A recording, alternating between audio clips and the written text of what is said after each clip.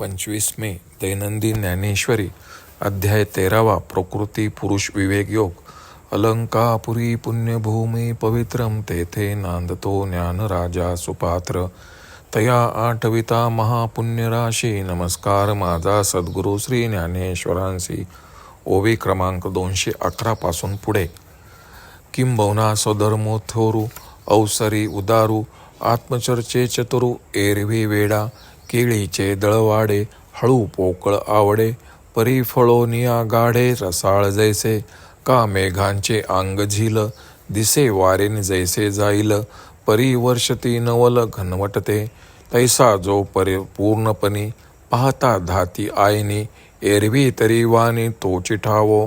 हे असो या चिन्हांचा नट नाचो ठाई जयाचा.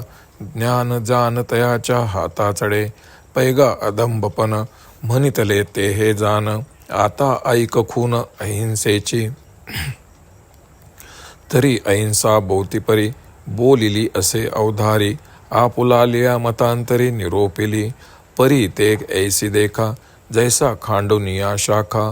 मग तयाचे आबुडुखा कुंपकीजे का बाहू तोडून पचविजे. मग भुकेची पीडा राखीजे नाना देऊळ मोडून कीजे पोळी देवा. तैसी हिंसाची करून अहिंसा निपजविजे हा ऐसा. पै पूर्वमीमांसा निर्णय केला जे अवृष्टीचे उपद्रवे.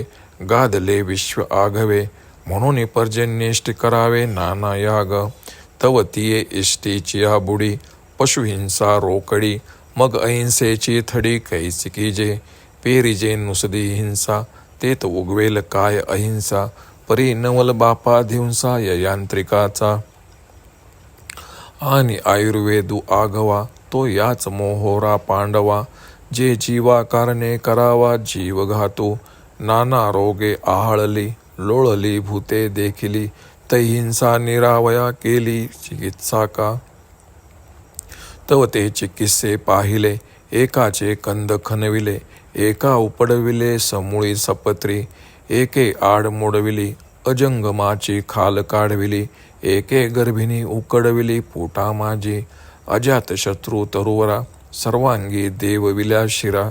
ऐसे जीव घेऊन धनुर्धरा कोरडे केले आणि जंगमाही हात लावून काढिले पित्त. मग राखिले शिनत अनिक जीव. अहो वस्ती धवळारे मोडून केली देवारे. नागवूनी व्यवहारे गवांदी घातली. मस्तक पांघुरविले तव तळवटी उघडे पडले. घर मोडून केले मांडव पुढे.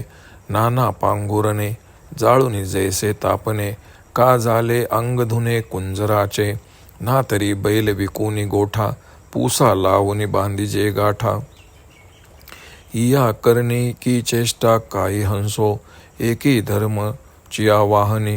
गाळू आदरिले पाणी तव गाळत या आहाळणी जीव मेले. एक पचवती चिकन ये हिंसेचे भेन. तेत कदर्थले प्राण तेची हिंसा. एवं हिंसाची अहिंसा कर्मकांडी हा ऐसा.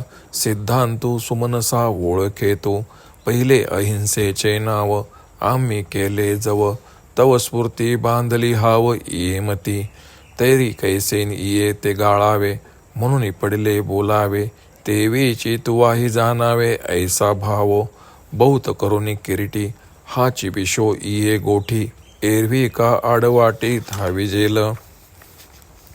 श्रीकृष्ण पुढे अर्जुनास म्हणतात, किंबहुना स्वधर्म आचरणात अत्यंत थोर, प्रसंगानुसार दानशूर, आत्मचर्चेमध्ये निपुण असा असून इतर गोष्टी पाहू गेले तर मात्र वेड्यासारखा दिसतो. केळीची सोपटे हलकी व पोकळ असतात पण त्याला फळे आल्यावर ती जशी रसाळ व भरपूर येतात. ढगांचे अंग पाहू गेले तर झिरझिरीत दिसते व ते वाऱ्याने उडून जाईल की असे वाटते. पण वर्षाव करू लागले म्हणजे नवल वाटते. ते भरपूर दाट वर्षाव करून सर्व जलमय करून टाकतात. त्याप्रमाणे त्याची पूर्णता पाहून मनाला समाधान होते व वर्णन करण्यास तोच एक असे वाटते. हे असो, अशी चिन्हे जिथे स्पष्टपणे उमटलेली दिसतील त्याच्या हाती ज्ञानच आले आहे समज. अदंबपणा म्हणतात ते हेच. आता अहिंसेची लक्षण एक. पण आपापल्या मताप्रमाणे अहिंसेचे अनेक प्रकारांनी वर्णन केले आहे. परंतु त्यांनी केलेले वर्णन म्हणजे एखाद्या झाडाच्याच फांद्या तोडून त्यांनीच त्या झाडाच्या बुंधाच्या रक्षणासाठी कुंपण घालावे तशातले आहे, किंवा स्वतःचे हात तोडून भूक मागण्यासाठी ते शिजवावेत, अथवा देऊळ मोडून त्या सामानाने देवाला आवर करावे. त्याचप्रमाणे यज्ञादी कर्मात हिंसा करूनच तिच्यापासून अहिंसेचे फळ मिळते, असा पूर्वमीमांसकांनी निर्णय दिला आहे. दुष्काळाने सर्व विश्व गांजले असता पाऊस, यज्ञ वगैरे अनेक यज्ञ करतात, तेव्हा त्या इष्टीच्या मुळाशीच रोकडी पशुहिंसा सांगितली आहे. मग त्यापासून अहिंसेचे पैलतीर कसे दिसणार? अरे, जिथे शुद्ध हिंसा पेरली जाते तिथे अहिंसा कशी पिकणार? पण या याज्ञिकांच्या धाडसाची मात्र नवल वाटते. आणि अर्जुना, सर्व आयुर्वेदिक याच तोडीचा आहेत. त्या जीवाच्या रक्षणासाठी जीवाचा घात सांगितला आहे. नाना रोगांनी गांजून लोळणारी माणसे पाहून त्यांचा नाश हिंसा टाळण्यासाठी जेव्हा चिकित्सा विचारात घेतली, तेव्हा प्रथम एका झाडाचे कंद खणून आणतात व एकाला मुळे व पाला त्याच्यापास उपटून आणतात. एक झाड मध्येच मोडतात, एखाद्या झाडाची साल काढतात, गाभण जीव खालून वरून झाकण बंद करून त्यात उकडून काढतात.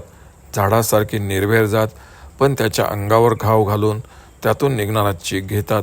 याप्रमाणे अर्जुना, अनेक झाडांचे जीव घेऊन त्यांना वाळविले आणि सजीवांच्या अंगात हात घालून त्यांचे पोटातील पित्त काढून घेतात आणि त्या रोगपीडित अशा दुसऱ्या जीवांचे रक्षण करतात.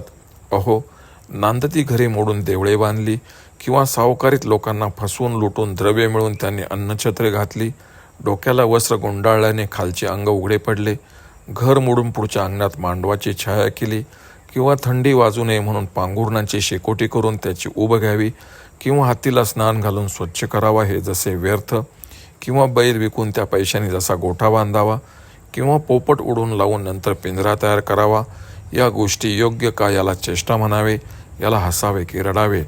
धर्माच्या नावाखाली पाणी गाळून घ्यावे व गाळताना त्यातील अडकलेले जीव मरून गेले.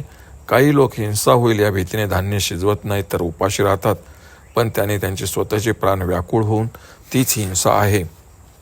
याप्रमाणे अर्जुना, कर्मकांडाच्या हिंसेलाच अहिंसा ठरवून सिद्धांत केला आहे हे ध्यानात ठेव. प्रथम जेव्हा अहिंसेचे लक्षण सांगावे असे आम्ही योजले, तेव्हा आम्ही मनात असे ठरवले हिचे खरे लक्षण सांगावे. पण त्यापूर्वी नाममात्र शास्त्री अहिंसा यांना कशा गाळाव्या म्हणून त्याही सांगाव्या लागल्या. त्याचप्रमाणे तुलाही हे समजावे असा हेतू होता. अर्जुना, हाच हेतू याच्या मुळाशी होता, म्हणून तुला वरीलप्रमाणे खोट्या अहिंसेची लक्षणे सांगितली. नाहीतर आपणहून आड रानात कोण धावेल? ओम श्री रुक्मिणी पांडुरंगाय नमः. ओम श्री ज्ञानराज माऊली नमः.